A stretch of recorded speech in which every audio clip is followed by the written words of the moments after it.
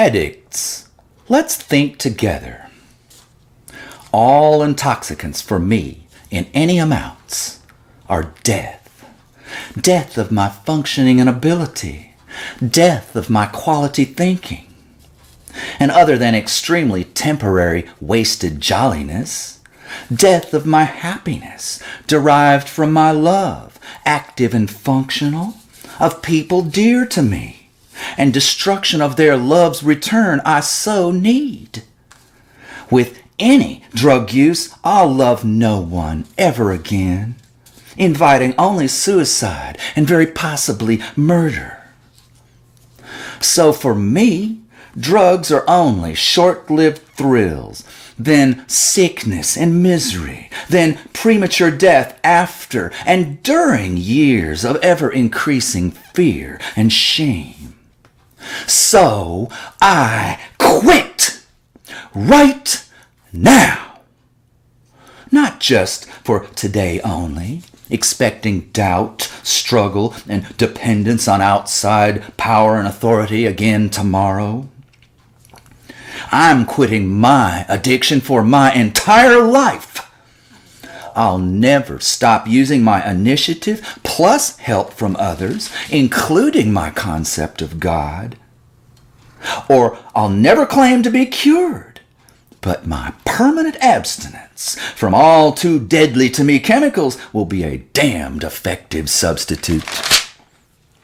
In mere weeks, months at the most, good food, plenty of sleep, pumping pedals and weight machines, doing my work or study, and enjoying every kind of loving, cheerful, productive interaction available will reproduce all the dopamine, serotonin, and endorphins I need for fun, fun, fun.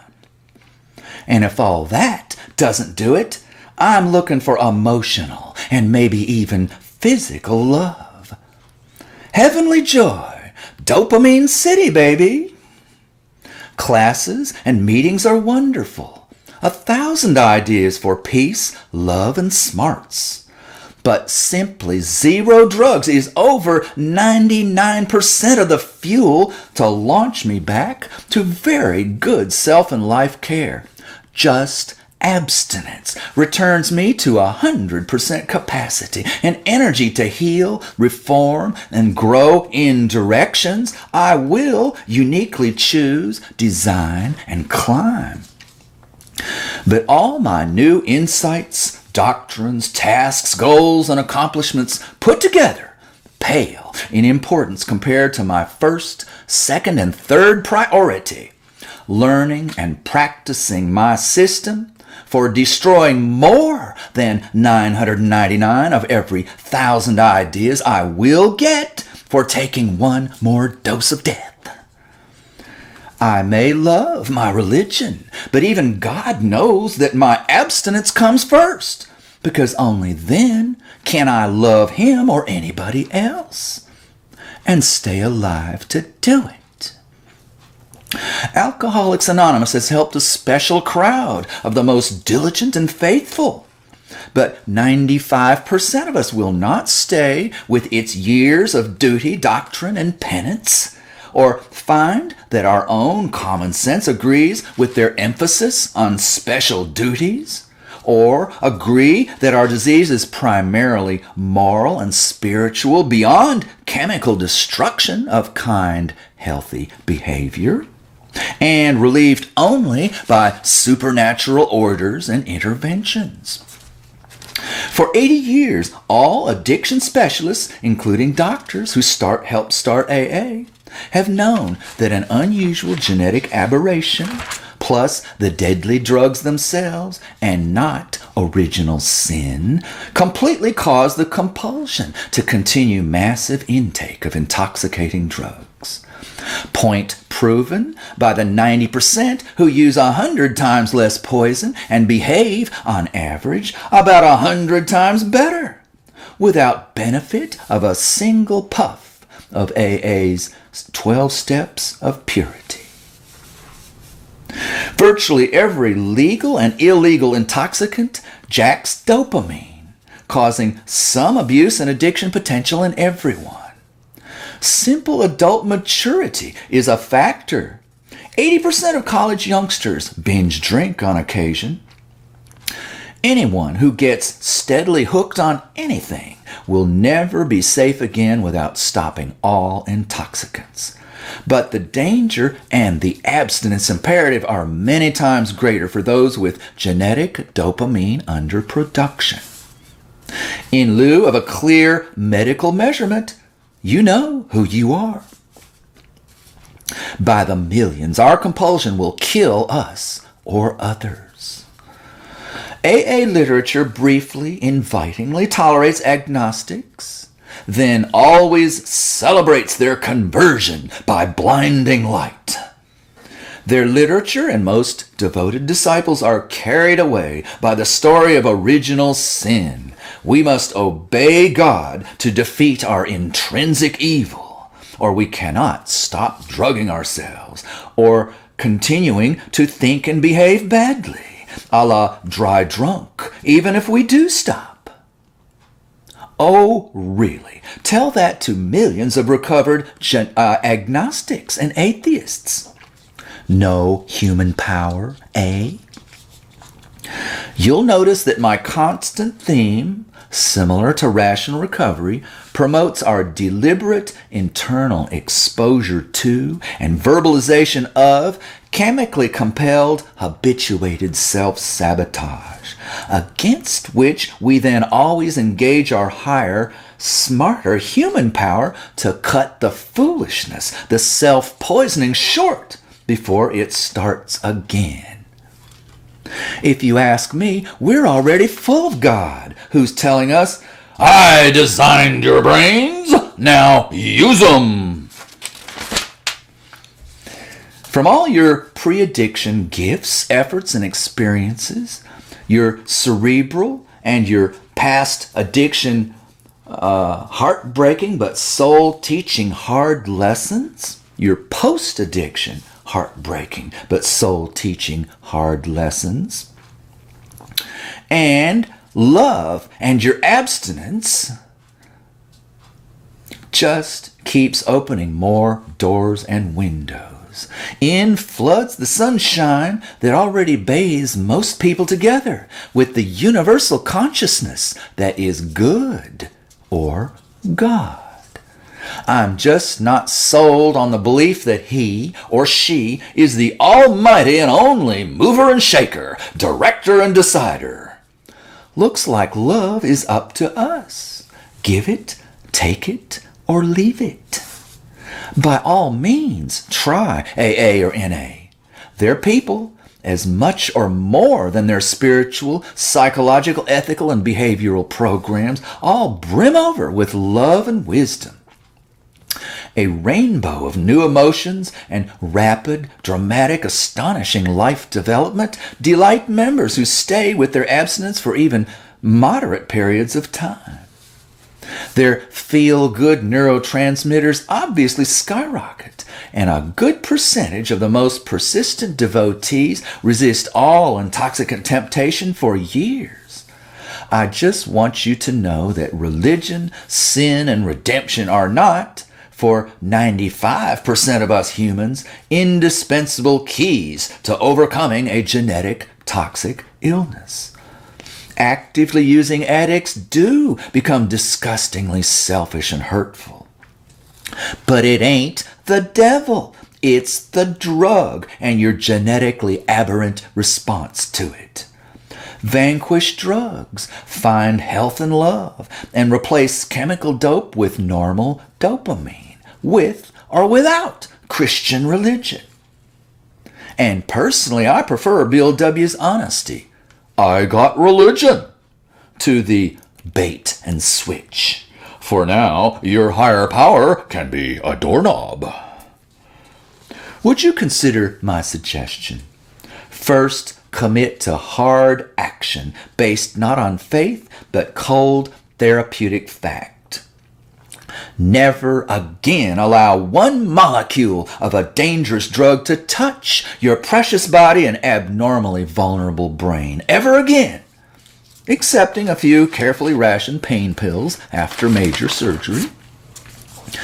build glorious muscles, eat superbly, and rush into passion for people, work, play, and wild, hot love for your romantic idol, if you can possibly keep him or her.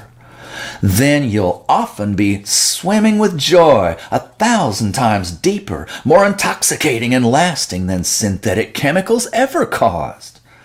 You'll ooze dopamine from every quivering neuron. That's not rocket science or religion, just biology, human health, and love, sweet love. Read Rational Recovery by Jack Trimpey, a California social worker and recovered alcoholic.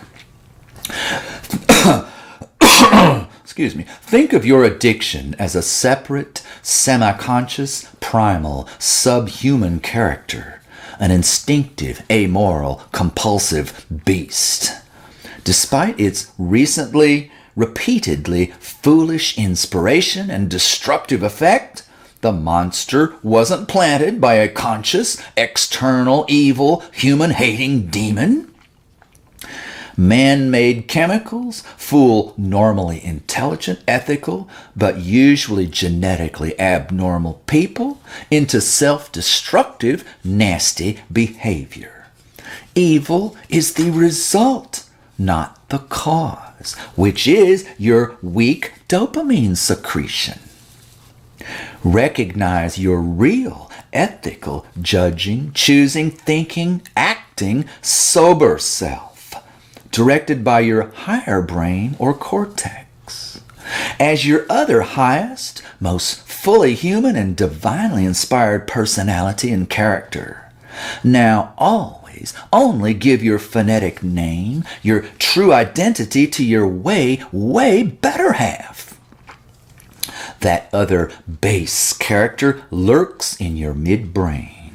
Its instincts or drives, without certain dangerous substances, normally demand food, sex, or self-defense for survival. Deep dopamine pleasure as stimulus.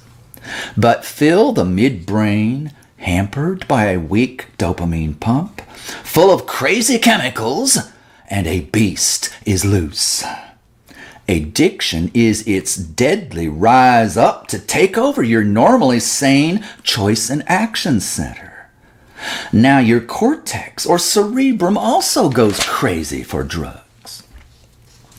Your cure for your future is, first, get off that shit. Now, you've already begun empowering and expanding your big, wrinkly, gray matter cap, your choice and action center, to turn the tables and take over that foaming, gibbering midbrain. Make that mad dog lie down, roll over, and play dead. Its Nazi blitzkrieg to the Atlantic will soon become your American firebombing of Hitler's Berlin bunker. This total reversal back to top again, boss's bottom, even without primary authority of any commanding doctrine beyond love of self, family, and individual faith and belief, has been most of history's addiction cure before AA removed your power and initiative and assigned both to God.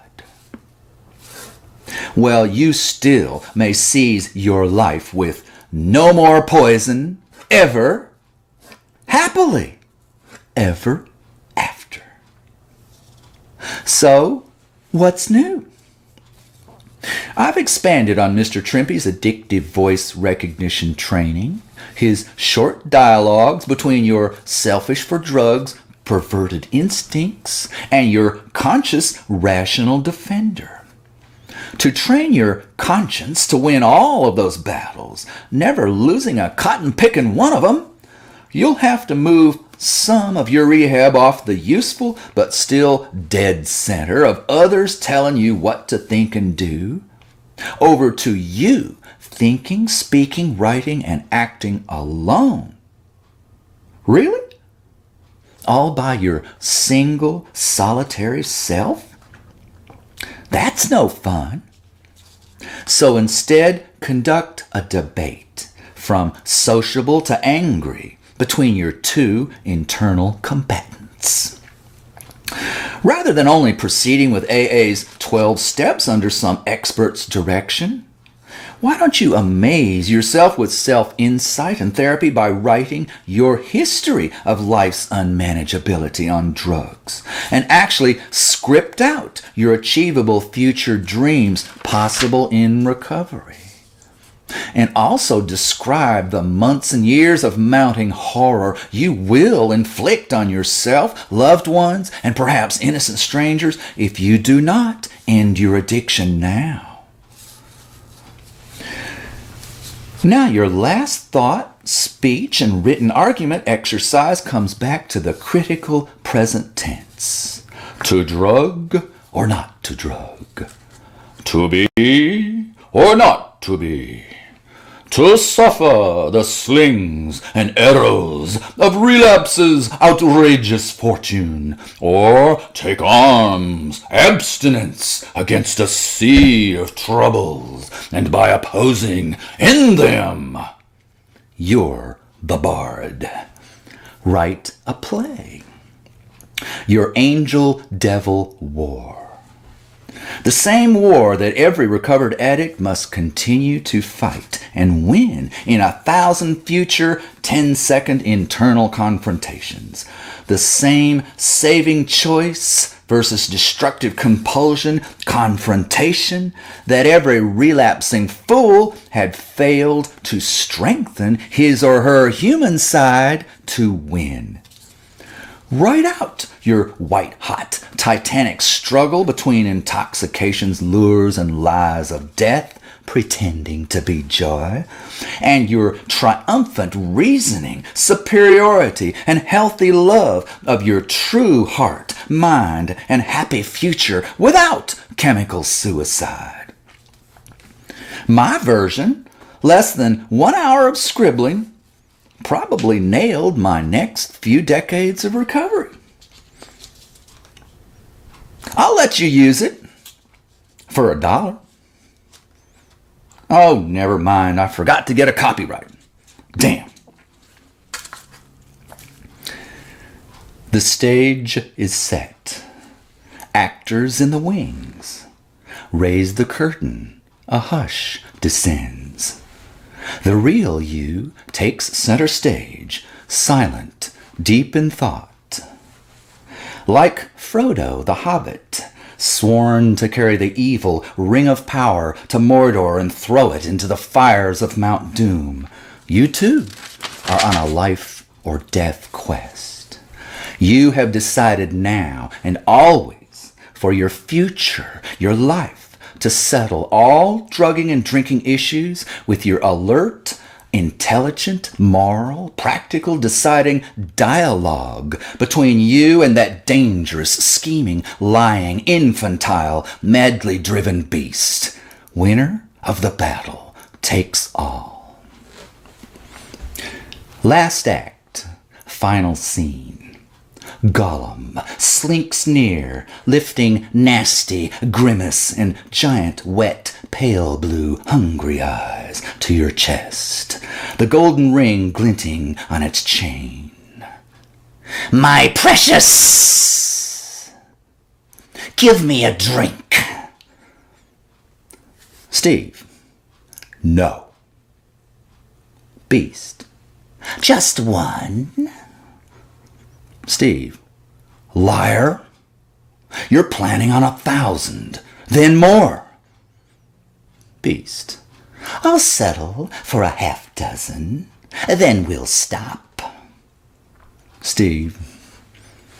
Another lie, monster.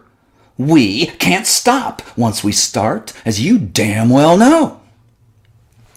You'd kill me for a big, long drunk, and another. You crave that chemical joy, which I'll admit is temptingly, temporarily fun. But that's all you want and need, except you can't ever get enough. You sick, stupid, evil beast! What I, Steve, want and need is the health, happiness, and fulfilling, long, successful future that only physical, family, professional, and romantic development can give me. But only so long as I refuse to touch a single link of your drug's giant, crushing chain of slavery, misery, destruction, and death. You care nothing for my well-being and destiny. You plan to destroy me for a lark. You do love your own pathetic life, which is nothing beyond an effing snootful. You only survive with your chemical and my endlessly recurring boredom. But with my new love, sanity, abstinence, and fascination, know what you get, beast? Dead. Know what I get? Life. Bye-bye. Beast. Oh, get off your high horse. Just wet your whistle long enough for some of that giddy social whoopee you've been missing. Steve. Lasting an hour, maybe? My active addiction, that's you, asshole, destroys friendships. How fun is that? Beast. I'm done asking. Now it's an offer you can't refuse. Rank has its privileges, and I'm the boss. Steve, you certainly are, and a terrifying one at that. I'm quaking in my boots. Funny thing, though, I notice that you've got no arms, no muscles, no hands, no voluntary nerve command buried down there with you in your squishy little midbrain lair. No comprehensive intellect, no decision-making and effecting power. Just a few transparent bullshit arguments and lies. You're not hooked up to any nerve network out to my muscles. When you want to drink, snort, or shot, first you gotta beg and fool me, your top story go-to guy. I'm the president of all my rational, ethical, responsible thoughts and my muscle action body out there. Oh, please, pretty please, you whine. Wreak havoc and destruction on your entire world and future just to satisfy my silly appetite for poison. Tell you what, beast. I'll take care of your desperate desire, which will mostly die not long after I merely, simply, sternly, surely decide to keep your poison entirely out of my precious system. Beast. Pretty sure of yourself, hotshot. You might last a while, but I'll keep sneaking around nearby, and someday you're gonna slip up and give in. Steve, sorry, but I have determined now and forever exactly what you're gonna get from me now, later, and forever. Zero, zip, nada, not one single cotton-picking bitty bit. Instead, I'm doing everything 1001% for me, the one of us with the tender, mortal flesh and blood, a heart, a soul, true love for myself, and glorious, happy, exciting love for my honey, my work, play, family, friends, future, philosophy, and God. Right now, this second, I'm using my highest, loving, ethical, self-interested, and altruistic nature and judgment to never pick up another pill, powder, pipe, joint, syringe, or glass of poison. All I need do is ask my love or my God to empower, to magnify my passion, my happiness with the superb judgment and choice that is mine. Beast, refuse my demands at your peril. Steve, I do refuse your demands for my salvation. You've made me forget 1,000 times that our sweet, drugged joy always turns into my pain and ever closer death. Well, finally, no thanks to your continuing con. I'll always remember beforehand. So you be dying, lying. As Tricky Dicky Nixon used to say, let me be perfectly clear. You can't demand squat, you helpless punk baby. From now on, we both know who's boss. And you're not even a self-respecting slave, 'cause you do nothing and are nothing that I'll ever again want or need. You're finished! Now I know you'll always stay 5% alive, hoping I'll spritz a mist of ethanol, a waft of cannabis or crack, pop an opiate downer, or sniff an amphetamine upper onto your dried, dormant seed, bursting you back to life, now more savage, explosive, and unstoppable for every month and year of my elapsed abstinence, finally achieving your triumphant murder of me, and also your own suicide, fool. So through my whole life of dodging you like the devil, I'll always have news for you.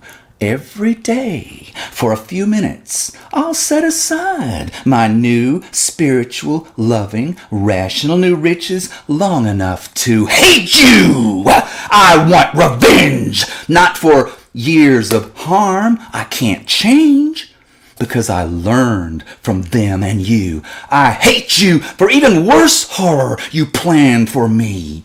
Instead, I'm already living well, my best revenge.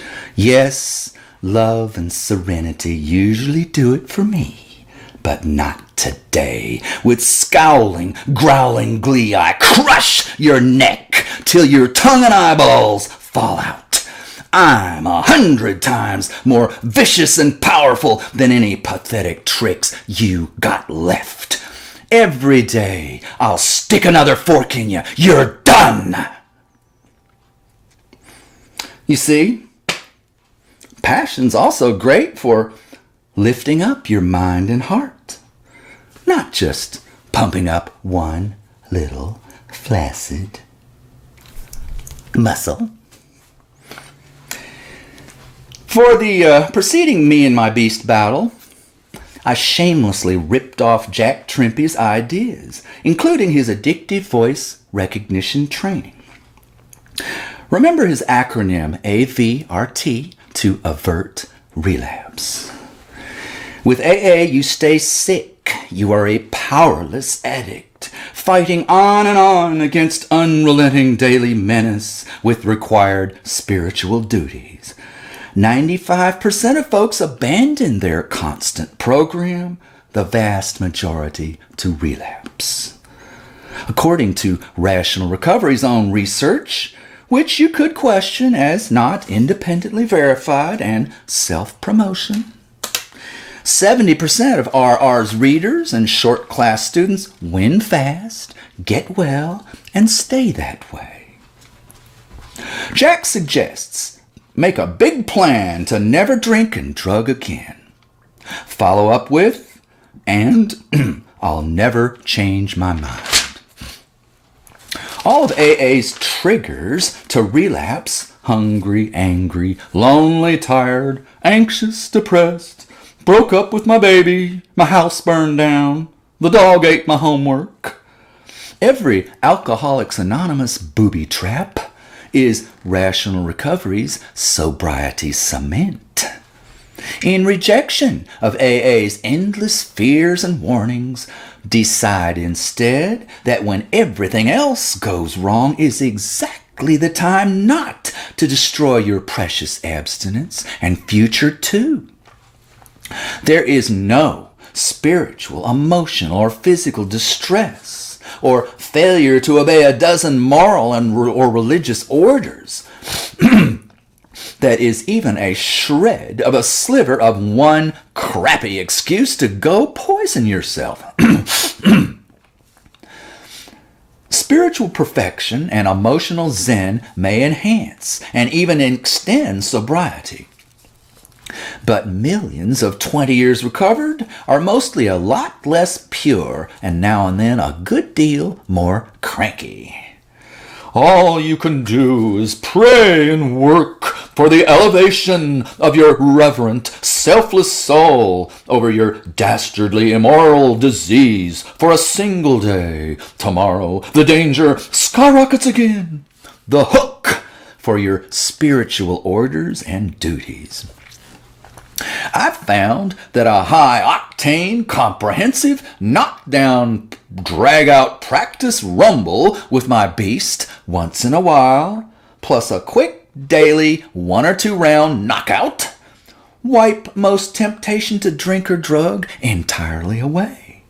The sniveling sorry ass gets so sick and tired of the humiliation that even when I spot the poor animal a 50-yard head start, he barely looks up at me, much less jumps out of the blocks at the starting gun. Mr. Trimpe tells us that without our active addiction, forever beaten by simple, stubborn refusal to entertain it, no big deal, we will continue all necessary avenues of emotional and spiritual healing, so often including wonderful help from AA. I find that the courage, modesty, self-analysis, and practical, relatable genius in every member's 5-minute vignette are heartwarming, unique, and always inspiring to me. If that isn't God's and striving people's love and therapy flowing through a bunch of bottomed-out drunks to lift us together to our courageous new heaven on earth, then I'm the king of France. But most legal, medical, and professional organizations credit AA with a monopoly on effective recovery from addiction, which is equal parts propaganda and ignorance, and throw in a nationwide lack of honesty, analysis, and effort to take on our horrific relapse and death rate. Mr. Trimpe points out that in modern times, millions of addicts have cured themselves, 70% with no institutional care or doctrinal marching orders, and without expecting a deity to grant you the power beyond your inferior, insufficient human capacity.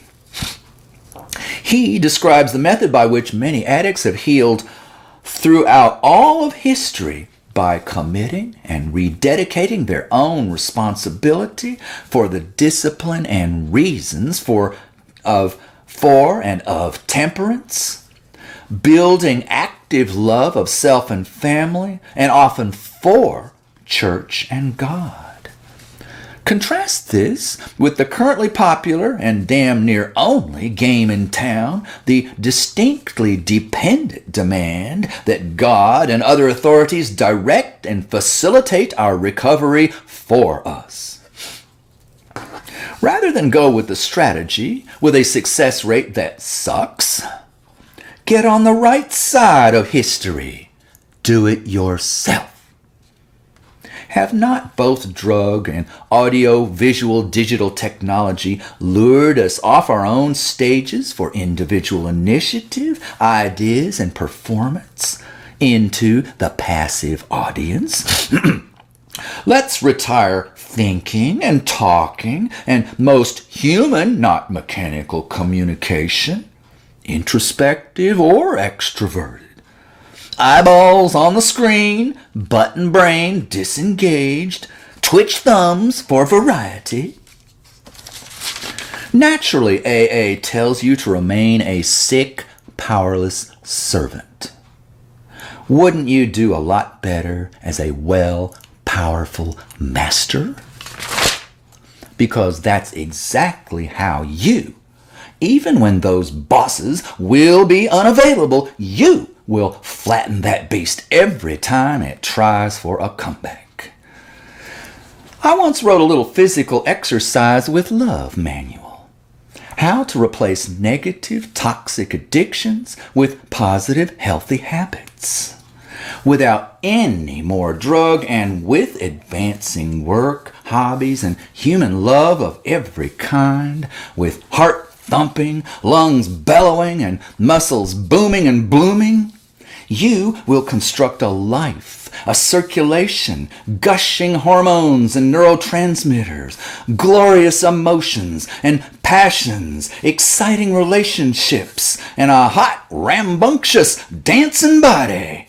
All so intoxicating that the very idea of chemical assistance becomes infinitely vague, boring, and pointless. What for? I'm 1,000 times higher off that shit. Any more dopamine and I'd pop. But the moment the next chemical dose chains me to thousands more and years more, I will instantly and likely permanently lose my ability and energy for and joy in every sparkling, shining, could have been forever growing, heavenly facet of my new happy life. I've long since left behind I shouldn't and I won't. Now I'm thinking I don't want to fry my delightful brains and destroy my lovely, exciting body. In fact, I'm already so hooked on touching the stars, Jupiter and Mars, that I just can't. Besides, I'll never finish with 1,000 other sexier temptations. Or, on second thought, just one.